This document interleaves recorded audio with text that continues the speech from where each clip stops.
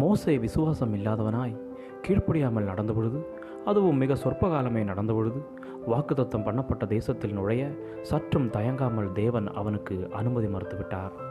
மோசையிடம் ஏற்கனவே 40 வருடங்களுக்கு முன் ஒருமுறை அடிக்க சொன்ன கன்மலையிடம் தேவன் இப்பொழுது தண்ணீர் வரும்படி பேச சொன்னார். ஆனால் மோசே உணர்ச்சி வசப்பட்டவனாய் நிதானம் இழந்து கன்மலையை அடித்தான். தேவ மனுஷன் கீழ்ப்படியாமல் போனபோதும் தண்ணீர் புறப்பட்டு வந்தது. அது தாகமாய் உள்ள ஜனங்களை நேசித்தார் என்பதை தான் நிரூபித்தது.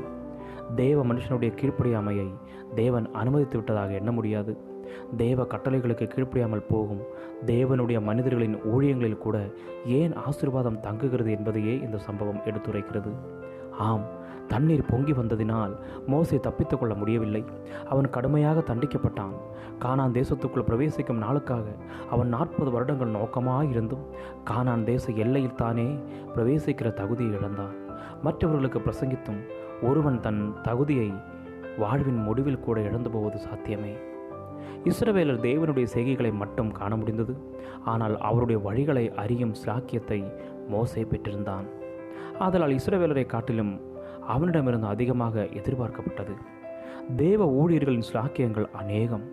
அந்த அளவிற்கு அவர்களுடைய பொறுப்புகளும் அநேகம். தேவன் தன்னை சோதிக்கிறார் என மேரிபாவில் மோசே உணரவில்லை. அவன் அறியாதிருந்தான் என்றால் வெகு ஜாக்கிரதையாக இருந்திருப்பான்.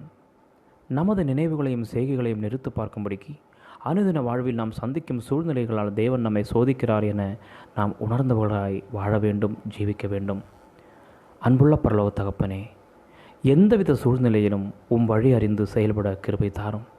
ஊழிய பொறுப்பில் உள்ள நாங்கள் பிழையின்றி வாழ அருள் புரியும். இயேசு கிறிஸ்துவின் நாமத்தில் ஜெபிக்கிறோம் எங்கள் ஜீவனுள்ள நல்ல பிதாவே. ஆமேன், ஆமேன். God bless you all.